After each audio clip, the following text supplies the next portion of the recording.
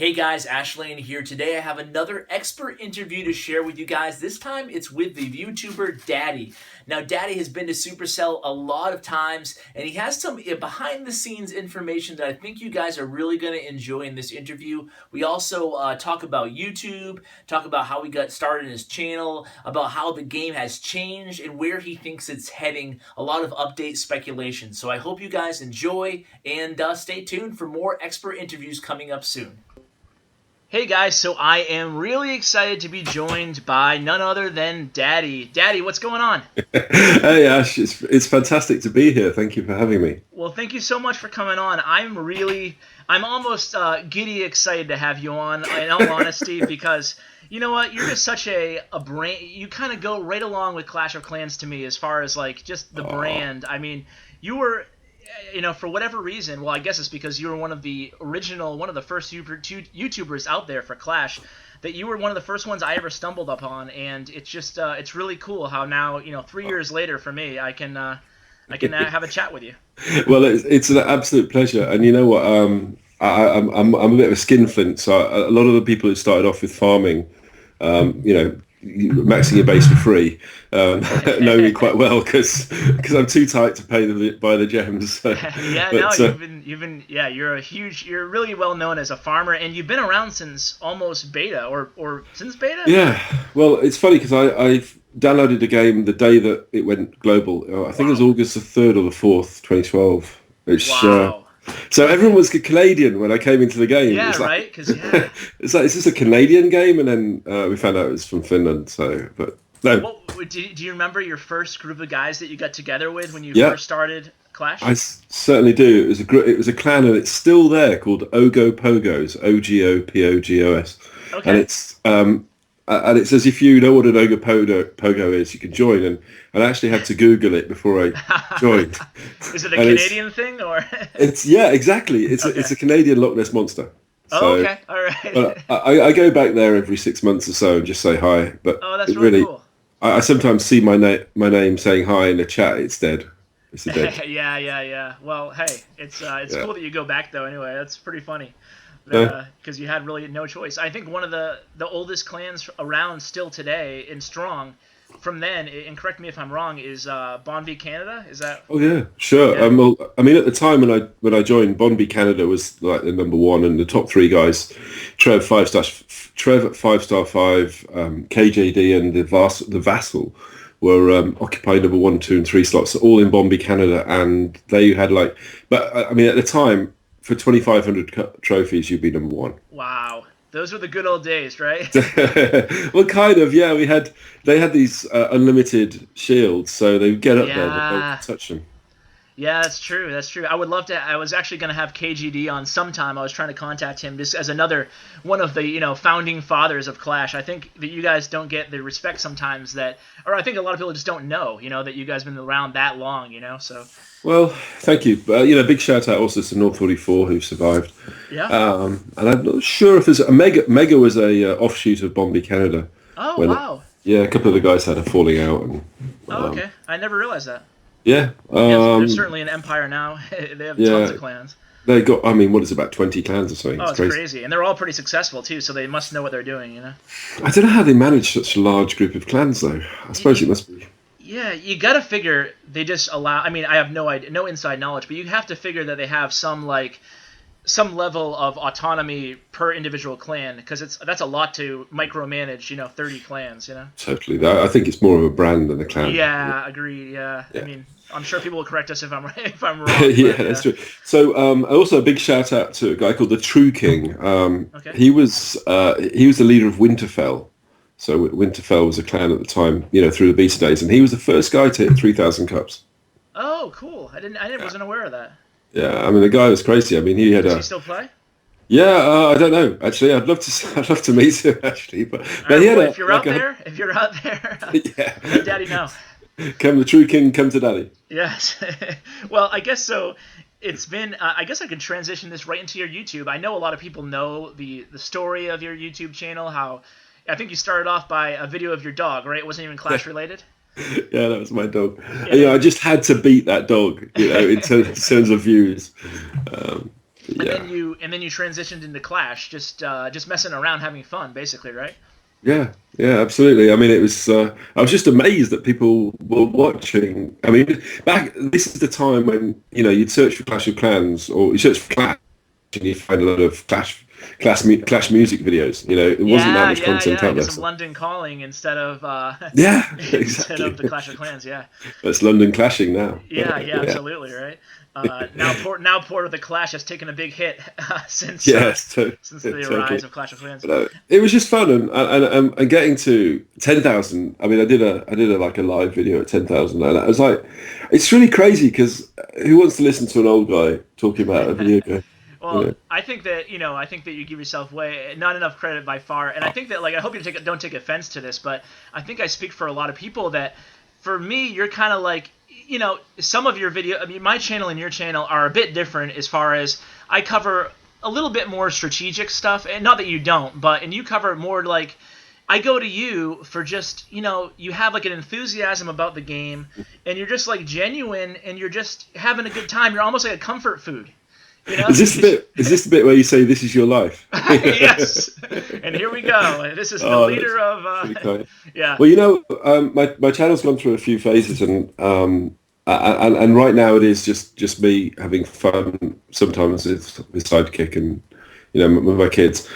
But before, I mean, probably about 9 months ago, I was still trying to get views. I was still trying to do these sort of endless trolling series, and Okay, well, I was really focused on trying to build a channel. Okay. I'm not doing that anymore.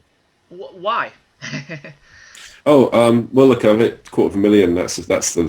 Where am I going to go from there? Well, I guess you're at that point, right? You're at that point where it's either going to become a semi-career or a hobby, right? Is that? Yeah, I think if you can get 100,000 subscribers with a good number of actives, you could probably make a go of it. But I just, I mean, I'm just not really. I've never really been in it for the money. Yeah. In fact, the money's just sitting there in a bank account. I'm dreading the time I get the tax bill, so I don't want to touch the money. Then, is that your plan to gem up little Nipper? I think the plan is probably pay for the kids' education. Yeah, well, that's very. Well, I'm gonna have to pay for it anyway. So yeah, it's a good plan. Good plan. So I mean, sort of around about Christmas time and a little bit before that, maybe 3 or 4 months before that, I was really focusing on output because the first phase when of Clash, there's been 3 distinct phases. So the first one is need to be first with some content, and that's I mean, people were watching my videos because that wasn't that much out there. There was Flammy and Pat and Godson at that time and Simon Tay, and then the second phase is you have to be professional, and there was about a year of trying to get to grips with Final Cut and eventually ditching the camera every day. Yeah. and then the third phase, because now there's professionals doing it, there's people doing it for money, like for a living. It's content, the amount of content you put out, and the other thing is, I mean, I've done 850 videos, and I've done pretty much all the series that people want me to do, and I don't want to do them again because it's really boring. Yeah. Let's build a base town all 9. Oh God, I got 2 of them already. Well, do you think that, not to get too far ahead of myself, but do you think that maybe the new big huge update could change the direction of your channel, or are you pretty much set in your way right now that you're just going to do it for fun and whatever? Oh, totally. I mean, I'm just going to do it for fun. I mean, I made the decision not to put out endless content. I just want to leave it to people who are coming up with new ideas. I'm kind of pretty much in retirement on the channel. I make videos now because I want to, and the next update is going to be a significant update, and it's coming at New Year's. Sorry, not New Year's. I'm talking about Halloween. Yeah. Halloween celebration. So there's a lot going to be in there. But I'm not. It's not. In no way is it going to change my channel. In fact, I may not even do the update, whatever it might be. I still remember I'm under non-disclosure, but well, whatever might happen, I might not be upgrading it to it. Okay, all right. So we'll have to wait and see, I guess, because if you're anything like me, you have I really don't have a clue. But we'll get into that in just a quick second. But one more question on the whole direction of your channel and stuff, because I am intrigued, being someone who's over the last year or so, I've grown a pretty decent amount, and I do find that, even videos like this, which this is obviously gonna be a YouTube on my channel, they don't get as many, clicks or views, but these are honestly my favorite videos to put out. So that's kind of like I'm going through that whole my own channel analysis as well, because like as well as I do, if you put out a video, get quick dark elixir, you're just gonna get tons of clicks. And but if you do something that I'm at that point too where I kind of want to do what I'm interested in, and this is one of the things I absolutely love, just talking to people. I'm looking at your videos right now, looking at your videos on the list, and there's nothing spammy at all about your channel. And it's one of the things that really annoys me is, these endless spammy titles. Someone will spam massive, biggest raid ever, massive loot, and it'll just be another raid. Why did I waste my time with this? I think people feel ripped off too, but for whatever reason it works, I don't know. Mentioning no master of names. Okay. No, I mean, so there's no point in doing it. But you're right. I mean, do what you want to do. I mean, that's kind of like the best advice anyone's ever given me is make videos because you want to make them, because you have a passion for them, and don't worry about the views, because if it's good quality content, people will watch. And I do watch your channel. I love your strategy. The Go Larvalunian one was great that you put out recently. Thank you. I appreciate it. Well, it's I'm not sure if you even remember this, but oh God, I can't thank you enough, because you were actually when I had 500 subscribers or less, I reached out to you on the forums, and you were so kind and generous enough to take 5 minutes to talk to me on Skype.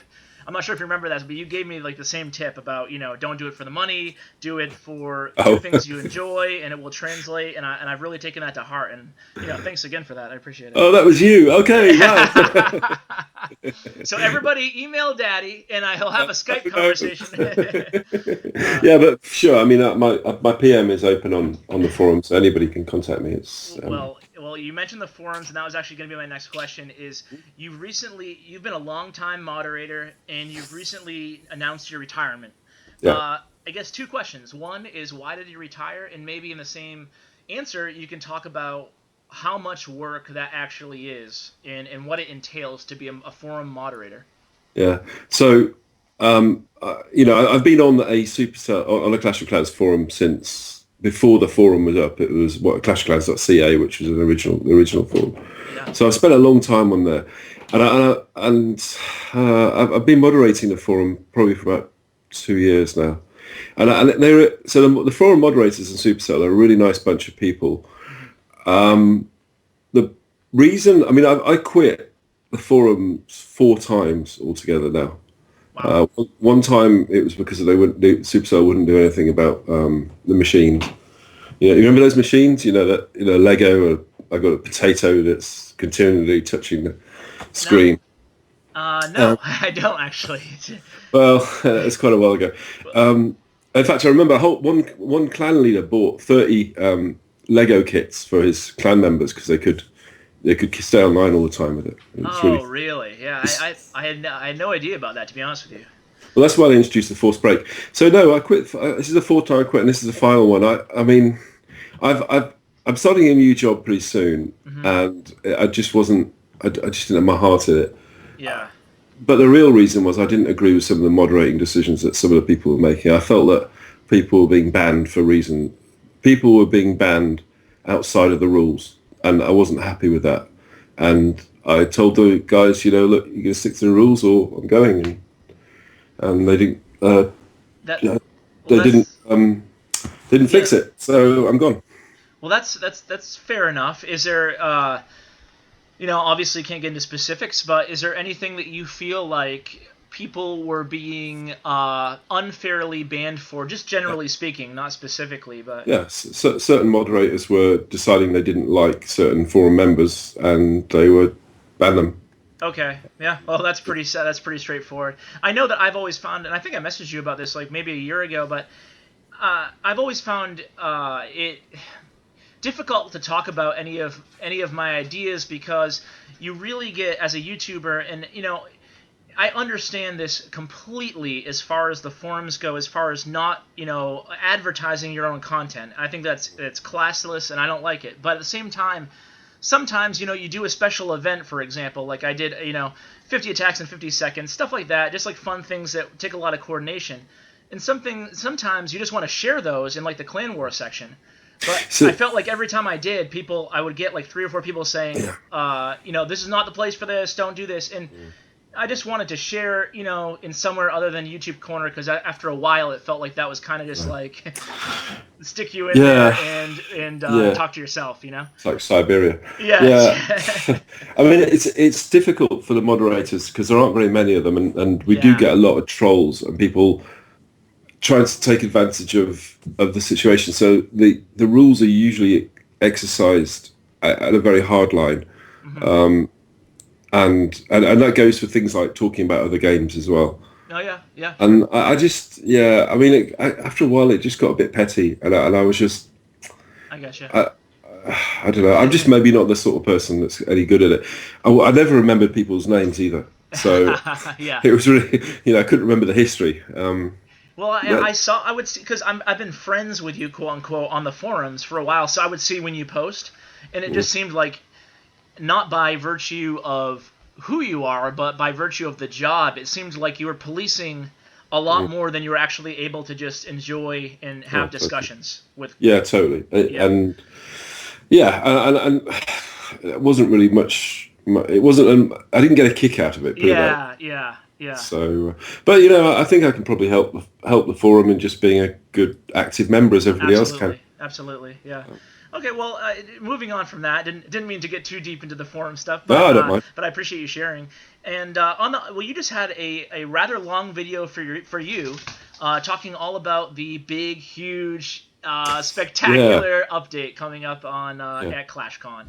Thanks for watching. Thanks for watching that, by the way. No problem.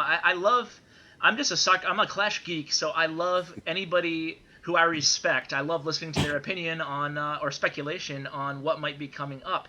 So I'd encourage my viewers and listeners to go ahead and listen to your speculation video. I'm going to link it in the description, and the reason especially is because I don't want to make too big a deal out of this, but you do have some inside knowledge, not particularly maybe on this particular update, but you do know how Supercell works because you've been there a lot now, behind the scenes. So before we get into specific speculation, I was wondering if maybe you can tell us how an update works behind the scenes. Like, do they have? Okay. I know they work in small teams, but maybe you can guide us from there if you know anything as far as the process goes.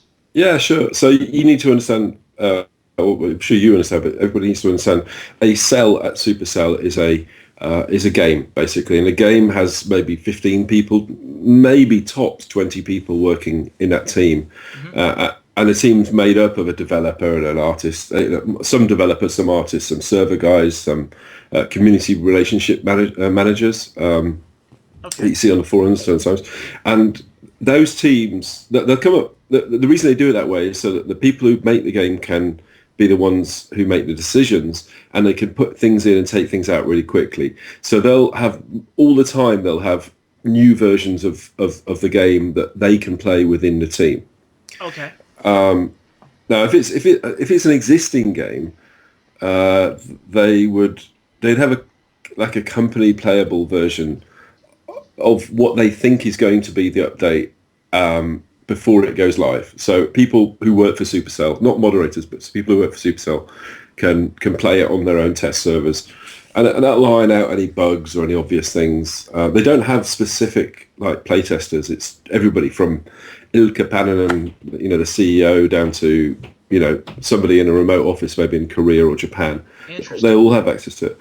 But it's really the team, the cell, that makes the decisions. Okay, so I'm sorry. Go ahead. Yeah. And then it goes live. But the complication with going live, of course, is they have to do it across 2 platforms because we all play in the same world, and it's so they have to put it out to Apple and Google at the same time, and it's a real, they've got it down to a T now, but it's quite a lot of coordination getting the update at the exact same time, essentially. Yeah, that sounds like it. So are you telling me that there's only, max 15, 20 people testing the new update? No, there's only max 15 or 20 people making each game. But the company playable, I mean, is, I don't know, a couple hundred people in a company. Okay, all right. Once they're sure that this is going to be it, they'll send it out to the rest of the company, and the company will test it. Okay, so that's what they did. So that's how all the ideas are that happen. So right now they're playing our new our new Town Hall 15s. Yeah, I hope they bring back the pumpkins. Yeah, right. It's But yeah, so you know, the amazing thing is this company that is, you know, in the press they valued at $5 billion or 5 billion euros. yeah, That was, you know, based on the acquisition by SoftBank. It's just amazing that, you know, 15 or 20 people can produce, and they only have 3 games, right? It's insane. They're so yeah. productive, and of course they'll have teams that are working on new stuff and new games all the time. Wow, But that's really fascinating. The whole behind well, the scenes. it's the culture is just amazing. So if they, you remember Smashland, right? Yeah, So, yeah, I so never Smash. I never played it, but I know the story of it, the brief story. Well, you know, it went into beta and then they withdrew it. Oh, okay, all right, that's why then. And what happened was the cell wasn't willing to. Yeah, it wasn't, the cell wasn't in favour of releasing it. Okay. You know, Okay. but when they do that, they open some champagne and everybody celebrates because they celebrate failure as much as they celebrate success. Well, that is And really cool. can It's can like you an Apple imagine? mentality. Oh man, can you imagine in the workplace when people you have no fear of making a mistake Yeah, because nothing yeah. bad will happen. That is really cool, and it really allows for avoiding mistakes in a way. Oh well, first of all, they hire very very good people, but Yeah. most of all, they empower the people to do their very best. And they're pretty much equals as well. There's very little structure. Oh I've wow. never met a manager in there. Wow. So okay. Well, I've met the support manager, but Yeah. you know, the support's a little bit different. And I met Ilka, the CEO, but there's no. How is Ilka? How is he in person? Oh, he's just an insanely humble guy. He's just. Awesome. We had a forum moderator meeting, and one of the lady moderators brought something that she'd made for everybody. She brought some little crystals, Yeah. and Okay. um, and she gave everybody them, and she gave them to Ilka. And you know, bear in mind that Ilka is. I think he paid the most tax of anybody in Finland last year because they publish it. You know, Wow. he's a very, very, very successful and Yeah. rich. And you'd think his time is so important he can never spend it with people. But he spent 5 minutes talking to her about how she made this thing, and you could Wow. tell he's just genuine. Wow. That's awesome. I They really have hope such you a get to good meet him. staff. Yeah. Me too. I'm gonna get my nerd hat on, and he's like my number one. He'd be my number one interview if I could ever talk to somebody, because I'd love to hear what well, Oh, how much input does he have on Clash? Is he really oh, involved, or is he just kind of let the people do their no. thing? He's the least most powerful CEO in the gaming industry.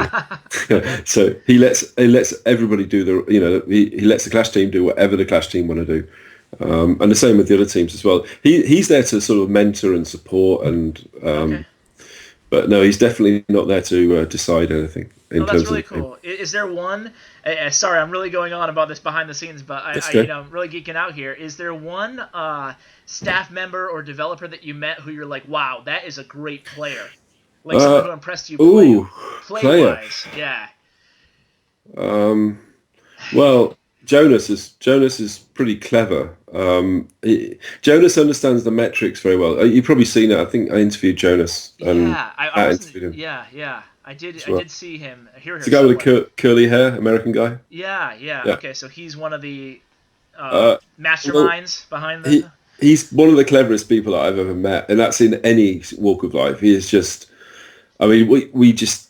I mean, I like the game, so we just sit and talk about Clash for hours. Wow. And I remember we once had a meal with Pat and Pat Godson, myself, and Simon Tate.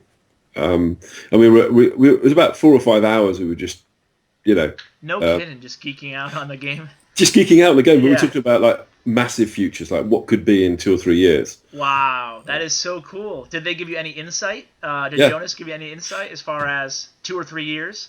yeah, he did. I mean, look, any Anything you can speculation that share? far ahead is the NDA must apply, unfortunately.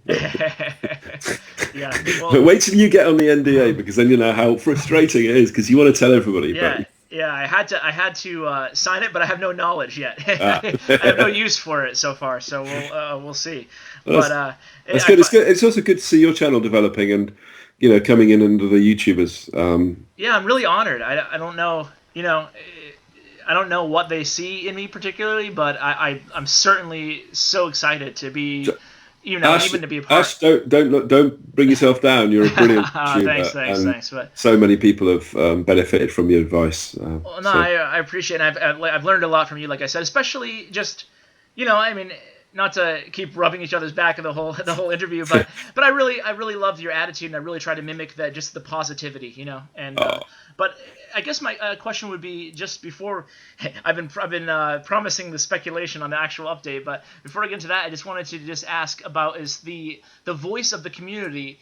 Have you seen firsthand the Supercell staff react to the community? Like, how, in your estimation, do they watch YouTubers? Do they really? I know they obviously care on a surface level about the community, what they want, but there's just so much spam out there. Like, how does that influence manage the direction of the game in your estimation? Well, I mean, when you go to the Supercell office, you'll see it for yourself. Everywhere there are feeds of Twitter and social media. They're trying to immerse themselves in as much feedback as they possibly can. There's whiteboards with comments and stuff like that. Oh wow! And they're trying to get that feedback. Of course, they're just the sheer volume is just crazy. Sure. Okay, so in order of quality, I think that they take less information from Facebook, some information from Twitter, and the most information probably from the forums. Instagram, I don't know. So if you want to get your voice heard, coming up with a good idea. So say, for example, outstanding ideas like Mastermind's quests idea. Yep. I don't think there's many people in the Clash team that haven't read that thread. That is really good advice. So if you have something you really want to share, put it out in a concise, well thought out way on the forums. Yeah, and it's always a good idea to check the list of ideas that have already happened, have already been mentioned. List, right? Yeah, well, it's black. I mean, it's never black, is it? I mean, they can always bring stuff back. But no, it's a good idea to check it out. And also, if you've got a time to put in, like pictures and stuff like that, it's also good. I mean, Mastermind went overboard, but, that's really cool. I saw a great one on Twitter today. It was about some guy was talking about, how you could get clan individual perks. If you pay 100,000 gold, you'd get, extra boosting and stuff like that. Yeah. So that sort of visual stuff is really good. They like that. Okay. All right. Well, great. That's great to know. I'm sure a lot of viewers will will enjoy that tip there.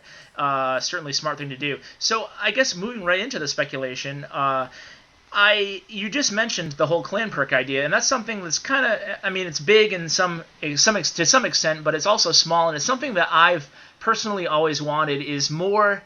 As a higher end gamer in the game, I know you have to please all areas of the audience, but I want to run by one of my ideas by you and see what you think. And it's that I really love individualization, and right now in Clash, there's no opportunities for that. As far as any individual, like every max village is the same, basically, right?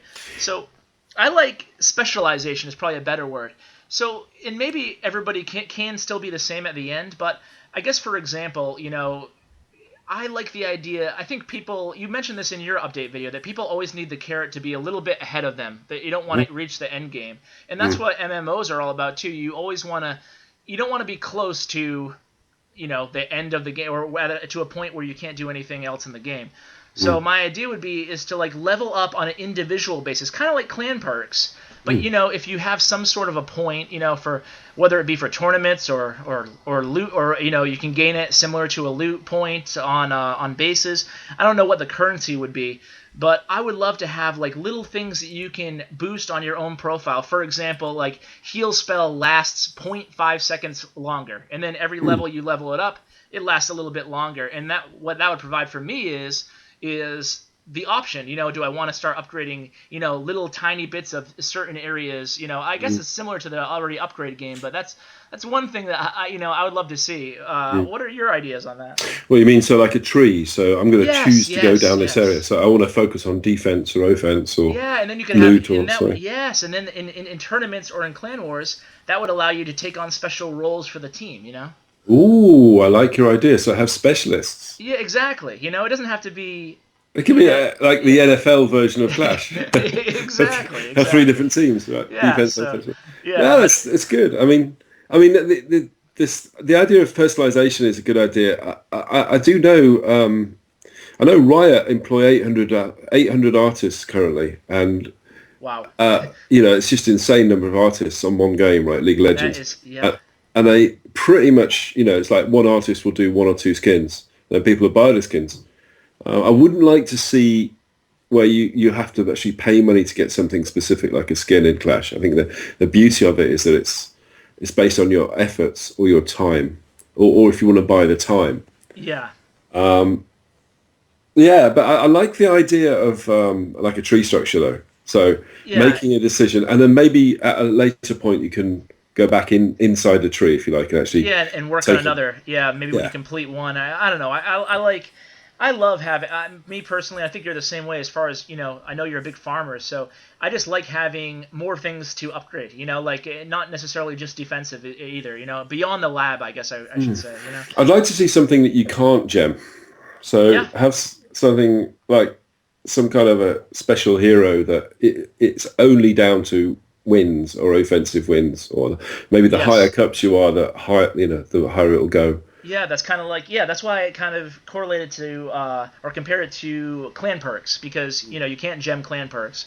So I like the idea of getting war points or not war points, but whatever, individual upgrade points per everything you do in the game, and it all adds up very slowly to something, But just to digress a little bit, I guess the big speculation, I think there's two tiers, and you can correct me if you think there's more or less, but I think there's two main things people are really talking about. One being Town Hall 11, and one being the whole e-gaming competitive tournament type style direction.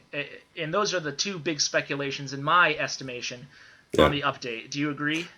Yes, I think that is what people are saying.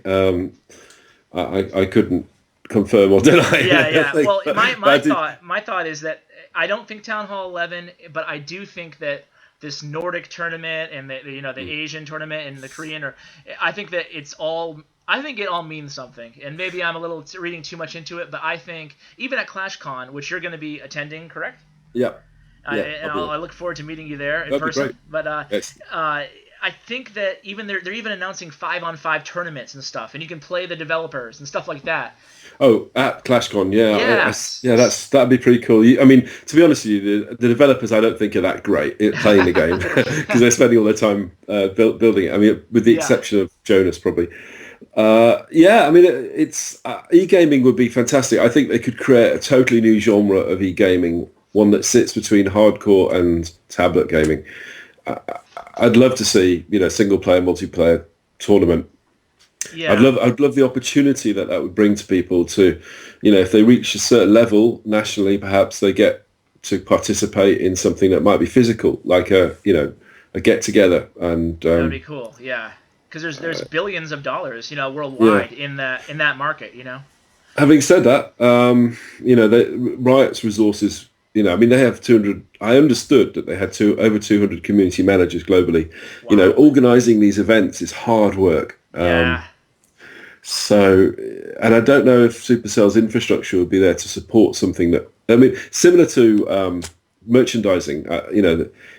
Supercell don't have tons of people that could do these sort of things. And do you see them hiring those people, or do you think they really want to remain small? No, I don't think they want to remain small. I think they want to remain good quality. And I've seen them, have an open headcount for a year, and they just didn't find the right person, so they won't hire the wrong person. That makes sense, and that's probably a smart move in the long term, because you don't want to have a big disaster for sure. And it's pretty much the opposite of most gaming companies. Most gaming companies judge their success by how many offices and people they have, which is insane if you think about it. Because it's like, you just got more bureaucracy and lower quality. And I heard about a company that just hired a whole bunch of interns. It's good to know that the game we care about so much is in safe hands, at least right now. Very much so, yeah. I mean, don't get me wrong. I'm not against people doing intern work, but not hiring like 20 of them. Yes, that makes sense. That makes sense. So, do you think we have those new walls at Town Hall 10, right? Mm-hmm. Do you think that's going to lead to? I already said that I don't think there's going to be a Town Hall 11. Do you see any new Town Hall or even a bigger map? So, I mean, eventually there has to be a higher town hall because it's been a year and a half since the last one. I mean, it's just logic. So yeah, in that respect, I can see a Town Hall 11 coming sometime. But I got to say though, I love those walls. I really You think like they the made new it. walls? Oh, and so does Sidekick, and if Sidekick likes it, then I like it. Well, that's good. I think the community overall is happy. Honestly, I am a little bit indifferent just because I'm aesthetically challenged anyway. So Well, I thought the blue were all right, and I think the new ones are fine too. So, but I think the community overall, from what I've been hearing, everybody loves the new design. They fit the Town Hall 10 a bit better. There's no doubt about that. yeah, the Sparkies were a little bit out of place, but we kind of got used I guess we got used to them, didn't we? Really? Yeah, I think they grew on us, but now we can look back at the old footage to reminisce on the Yes. the ugly blue walls. So you say that you think Town Hall 11 will become eventually, and I think you're probably right just by virtue of if the game goes on years and years. I mean, eventually you're bound to see a Town Hall upgrade. But I guess my thought process is that if you look back through every update, what they end up doing is they end up raising the defensive levels of the highest 2 or 3 Town Hall levels that currently exist. So a Town Hall 10 or a Town Hall 9 today looks a lot different than a Town Hall 9 a year ago, or a year and a half ago. So that's why I don't think that they're going to, I think there might be added levels to defensive structures. I think that's always a possibility, but I'm not sure if I see a whole new Town Hall level just because I'm not sure if it's needed at this point because they've gained such strength as is, But Yeah, it's a lazy thing to do, is to alter the graphics slightly and add a few extra hit points damage per second, isn't it? yeah, I don't know. I mean, when they increase offense, I think it's an easy. It's lazy in a way, but also it's an easy way to increase defense. So probably the most important thing that they kind of judge is balance. Balance is insanely hard to get right because we're dealing with people, and people are clever, and someone invented Go Wipe and someone invented Barch, Sure. It certainly wasn't Supercell. So they have to figure out, and they constantly tweak it, and I don't think they'll just add something like insanely overpowered on offense or defense without putting in something to balance. The big concern I have though is the distance. So if you start off today, you've never played before, you start off today, and you look at it, and when you realise how long it's going to take or how much it's going to cost to get maxed out, would it discourage you, or should they split the game? Should you have a sub 10 or 9 like world? That's a tough question. It's because I think you're right. I don't think a lot of us think in terms of the brand new player anymore. Because we're already so much time and some people money invested in where they are. So it's really a tough balance. And do we need these lower town halls? I mean, would it be an idea just to start at Town Hall 5 or Town Hall 6 instead of Town Hall 2? Yeah, because it's a good point.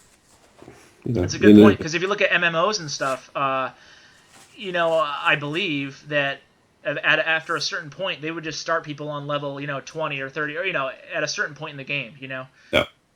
So that's a good point. I think that'd probably be good at a certain point, but... Well, I mean, if you think about it, they want this game to last for a long, long time. And everything they adds to the extra time, to the total time. So it's possible that they'll start people off higher up in the end. It's definitely a possibility. I think that that's something I hadn't even thought of, to be honest with you. But I think that's definitely viable in the future. Do you see anything as far as, I know this is pure speculation, but it's been a while since we had a new troop or a new hero. I mean, heroes have been there's never been a new hero. So we do with those spaces, haven't we? Coming soon or what? I know, right? They've been coming soon for a few years. So 6 years. 3 years. 3 years. Yeah. I mean, who knows?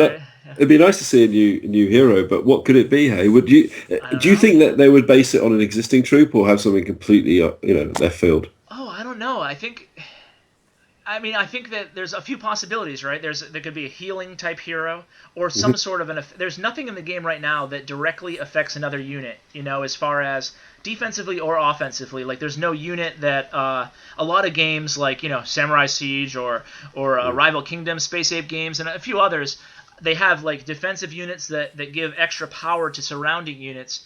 And I think even offensively, it'd be cool to see a hero that whether it had an area effect of something, or I'm just kind of riffing here, but giving the heroes different abilities on top of the Iron Fist and Royal Cloak would be pretty cool, and I think it would add a ton of strategy to the game. Like, the king now has a jump ability or something, like I don't know what it would be per se, but I think there's a lot of possibilities with heroes, Yeah, or possibly a switchable ability, so you could decide which one. That'd be cool. Yeah. Yeah, which one's most appropriate for the base. Yeah, I think that adds a lot of strategy too. Well, you know what? I want to rewind real quickly here before we end it and ask you, because you just mentioned something that I just want to ask you about. You said that you think the developers on the 5x5 won't be too difficult to beat.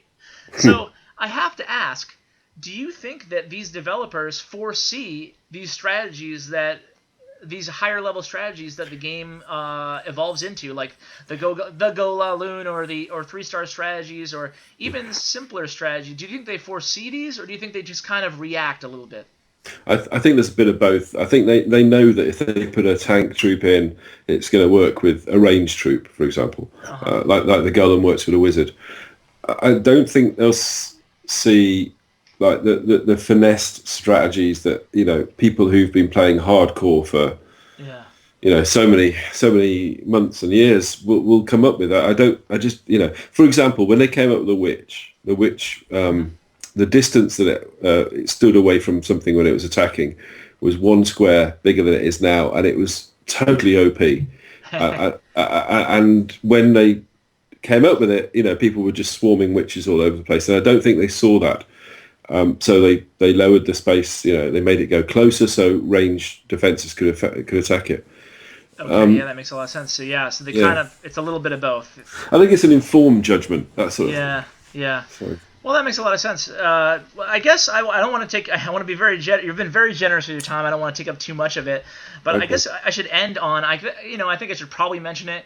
I think it's such a tired subject personally, and I hate addressing it. And you might see where I'm going here, but I don't want to talk about. I don't want to complain about modding or using third-party software, but I like to think about solutions. And one thing that I've thought about, and I was wondering if you agree or disagree, is, do you think that there's a way to stop trying to combat it and adding a feature in the game that's not the same, but just it makes it worthless, or it really mitigates the advantage that it provides? Like, for example, either very fast wars or very fast tournaments that you just don't have time to do that kind of thing, or make some kind of training ground or something like that, where you can just practice attacks. Do you? So I think there's 2 types of modding. There's those modding which adds features that people want, and a good example is the audible sound when if you're in the clouds and you found a base. Yeah, because that helps the guys right at the top, and I think that would be a good idea to have in the game. Then there's the features that are designed to give you a competitive advantage, i.e. cheating, like showing where the traps are in war. Sure. And I think that is a very bad idea to try and introduce. That's the farming bots as well. That's a huge issue. Yeah. I mean, all of that carries a big caveat, is that 99% of the cheats that you see on YouTube and on Facebook are actually trying to steal your account. So don't go looking for it, guys. It's definitely not worth it. I mean, people know. I think my opinion, your opinion, but boy, is the risk is so high, and at the same time, it takes the enjoyment out of the game. I mean, it's a game at the end of the day. Yeah, absolutely. So back to your point, I think they should look at what they're doing and ask themselves, why are people doing it? And if it's to cheat, then ban it. And I think it'd be wonderful if we could have a report raid button. Next to replay. That's true. So we just send it straight through to them. They see it on the server. They can, because at the moment it's so ham-fisted where we have to actually make a YouTube video and send it off to them. Oh yeah, that's tough. And then, I don't know. It's a pity that they can't just detect. Obviously, I don't know anything. I'm a bit of a Luddite, so I wouldn't be able to say how difficult that was. But it's tough because I just pulled off my first ever 3-star raid, and the sucky thing about modding and stuff is that you almost feel a little guilty when you do something really great, because you're just like, oh god, are people gonna think I'm modding, you know? But in reality, it was just watching someone else trying and failing and adjusting, you know. But, you know, that's one of the other bad things that, you know. Yeah, congratulations, by the way. And how the hell did you manage to do it? But no, it was on a max base, Daddy. I was very happy. That's just amazing. Congratulations. I'd love to see that on your channel. So here's the thing: is like often people leave bombs in really obvious places, right? And you look at it, you think, yeah, there's a little indent there, big bomb there, big bomb. So you use one or two barbarians, and the other person on the other side might be thinking he's just, you know, he's spotted that. It's tricky. It's tricky, but you know, they're making a lot of money by selling these tools, and they'll always try and beat whatever Supercell can do. Yep, it's true. I think for me, at least at this point, it's just something that I try not to lose sleep over and just enjoy the game, you know, because, you know, I mean, there's fair play communities and stuff, and to be honest with you, you just don't know. You don't know who is and who isn't. So at this point, I just enjoy the game, and that's what my clanmates do too. You know, and try not to lose, to get stressed out over it. You know.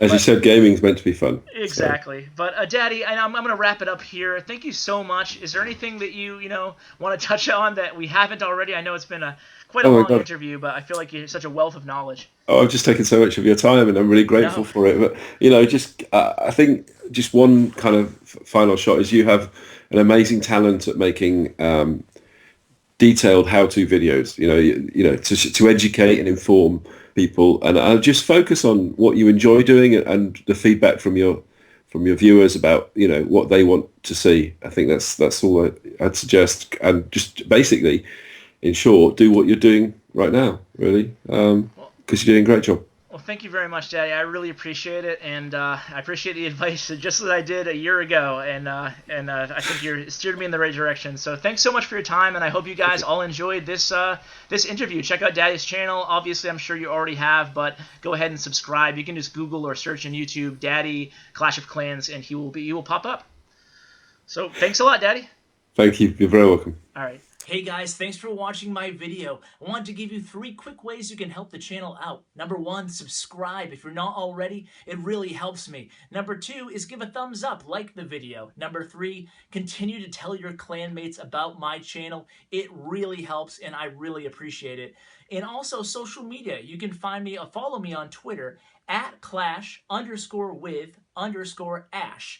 Also, follow me or find me on Bindle at #ClashWithAsh. And don't forget to visit my website, www.clashwithash.com. Take care, guys.